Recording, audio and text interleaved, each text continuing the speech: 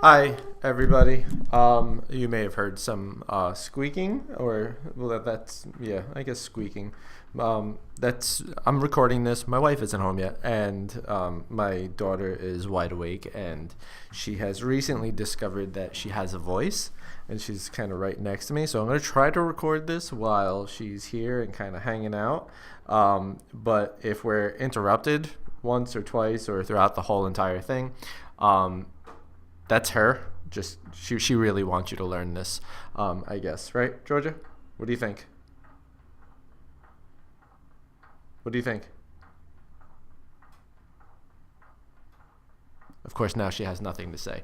Anyway, so here we are. We've got this screencast going, okay, which just kind of allows me to use my computer screen and this microphone to kind of, I guess, make lessons and post the video, and then you can go back and watch them as you see fit. So what we're going to be working on today, as a resource for you, is building a body paragraph, all right, with all of the requirements. So what we have here, I've created this. So if you take a look at this top box here, I'm using our last essay sort of as an example of how I would go about building this body paragraph, right? Using this claim, the claim that college athletes deserve to be paid, and this one, and I'm only going to use one single piece of evidence because really the process is just repeatable. You just continue to do the same things with more pieces of evidence. So my evidence here is that players are essentially working full-time jobs while going to school, and then I have it cited, right, text 2, line 15. Actually, see, boom, I should put a comma there. So I'll do that. So what we're going to do is kind of build this paragraph, and we want to remember really to do 4 things in our body paragraphs. I don't know why that is so big. It doesn't need to be. We'll make it normal. Now it's normal. So what we have here, right, is the 4 things that we want to do. We want to start with the transition and introduce our reason. And remember, this is for a body paragraph. We want to introduce evidence with a transition, the author's name, and an active verb. Right? We don't want to use states or says. We want to cite our evidence after we include the evidence, and we want to explain how our evidence proves our point. Number 4 is the big one. All right, that's the moneymaker. When you can do that, you really start to increase your score on your essay rubric, right? And now that doesn't just happen in a sentence, right? Typically, if you're writing "this shows that" and you're restating your claim, you're not explaining, you're just telling me, right? Or you're just telling your reader, and there's not a lot of explanation there. So what we'll do today is kind of build this body paragraph sentence by sentence and see where it takes us, okay? So building the sentence, here's my claim: college athletes deserve to be paid. The evidence: players are essentially working full-time jobs. So number 1, I have to start with a transition and introduce my reason. So I've just written my introduction, or I haven't written my introduction yet, but here I have my first reason. My first reason is that, like, college athletes deserve to be paid because, hey, they are putting in a lot of effort and time into what they do, right? So I want to say that, okay? So I'm going to start by indenting. I'm actually going to make sure I have, maybe 16 should be big enough, all right? So I indent. I'm going to start with a transition, something along the lines of the first reason, misspelled, college athletes deserve to be paid is because they put in a lot of time and effort. I can go back. They put a lot of time and effort into their sports. Okay, so there's the reason. Okay, so there's a reason that I would have listed. But now here I have a transition. The first reason college athletes deserve to be paid. It's my topic sentence. The first reason lets the reader know, all right, here's reason number 1. So it moves them from the introduction into your first point, okay? And that's big because it helps really like orient the reader to say, all right, now I'm following along. Here was the introduction, first reason. Okay, cool. All right. So there's my reason. I list my reason. They put a lot of time and effort into their sports. Now what I want to do is I want to introduce some evidence to support that reason. Okay. You guys have a resource that you can use that has a bunch of transitions for introducing evidence, right? So one of those is the most compelling evidence. Oh, did you just sneeze? Did you just sneeze? Yeah, you smiling? Yes, you sneeze. You got the achoo's. I know. So the most compelling evidence in support of the idea that college athletes deserve to be paid because of the time and effort they put into their sports is that, and now I'm going to use my quote, right, from the evidence here. Okay, so I'm looking here, I have my evidence. I'm just going to insert this. I've collected this evidence, I know it's there, so if you're working yourself through, you've collected your evidence, you know what evidence you have to support it, you're just kind of pulling these things in, right? So what I'm going to do, players, right, are essentially working full-time jobs while going to school, period. Exclamation point, boom, right? Text 2, line 15, okay?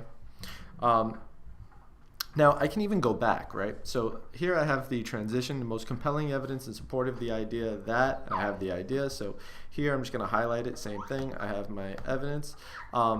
Deserve to be paid because of the time of sports is that, or here, if I really want to improve that, what I'm going to do is I'm going to use the author's name and an active verb, right? This reports comes in text 2 when Gregory, right, who that's his last name, okay, don't be confused here. When Gregory, the author, explains that players are essentially working full-time jobs while going to school. So now if I come back, right, the first reason college athletes deserve to be paid is because they put a lot of time and effort into their sports. The most compelling evidence in support of the idea that college athletes deserve to be paid because of the time and effort they put into their sports comes in text 2 when Gregory, I misspelled his name, explains that players are essentially working full-time jobs while going to school. Okay, so now here this evidence supports the reason that they're putting a lot of time and effort in. Okay, and it's a little repetitive. I'd probably go back and revise that a little bit, but right now I'm just building the paragraph. It works for me. Okay, so text 2, line 15. All right, that's done. Okay, so notice author's name. Okay, notice I did not say Gregory states, I did not say the author states, I did not say the text states. Nothing is stating. All right, there's something very active, there's explaining coming along, right?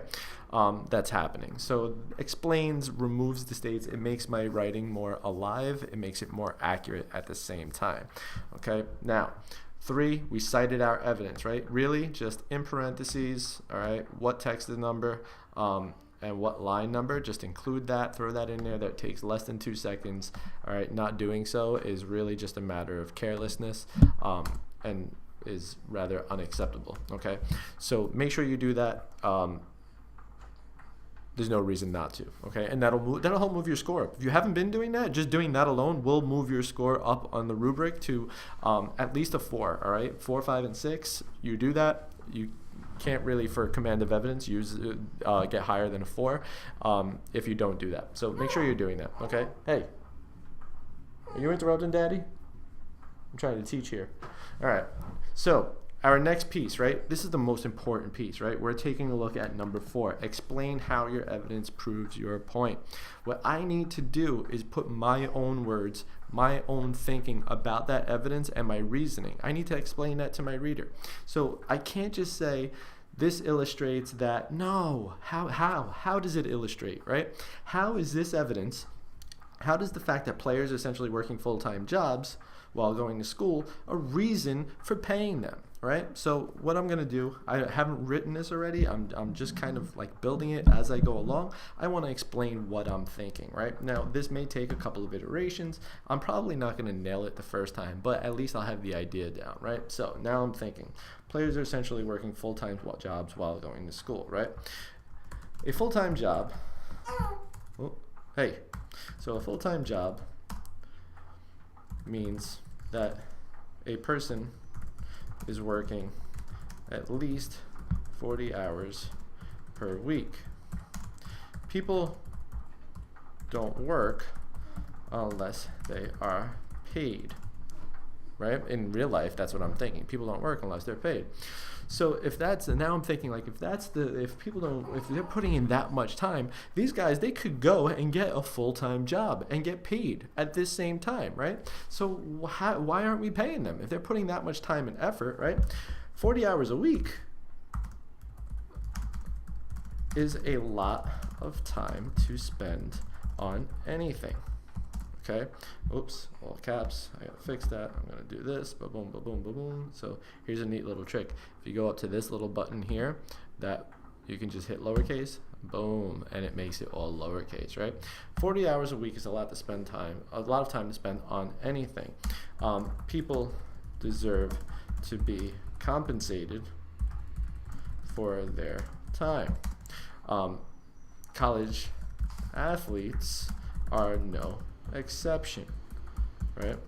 They are balancing not only their athletic work, right, their time on the field, but they also have their academic responsibilities to consider, right? I was going to say to think about, to consider.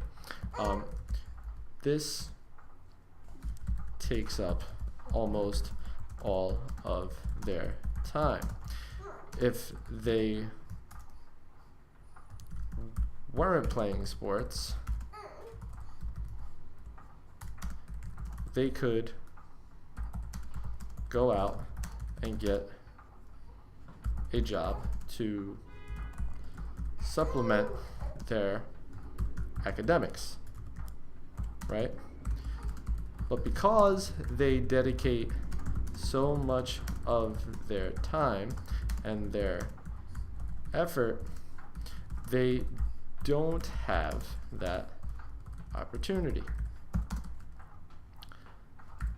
Therefore, it makes sense to pay athletes since they aren't able to go out and work for themselves due to their sports involvement. Oh, go back. Boom. So sometimes we make some typos, right? Involvement. So here now I'm explaining. Notice how much explanation I have. And maybe it's not all good. I can go back, I can revise it, I can streamline it, right? But at the end of the day, what happens is most of the paragraph is purple, right? And purple is our explanation.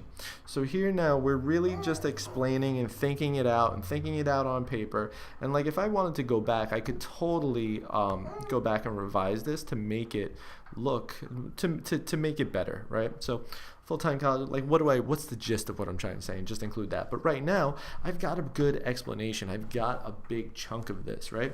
So if I'm working 40 hours a week at my sport, I can't go out and get another job, right? And if I'm playing sports and I'm not getting paid, I'm kind of poor in that sense. I don't have any cash. I have no money to spend. If I have no money to spend, what am I supposed to do, right?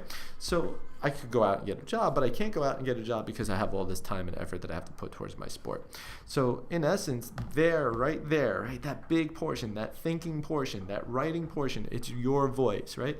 All of this comes from me. It's taking this idea that players are essentially working full time to show that they deserve to be paid because of the time and effort they put in. It's explanation. It's your voice. It needs to be the bulk of each paragraph.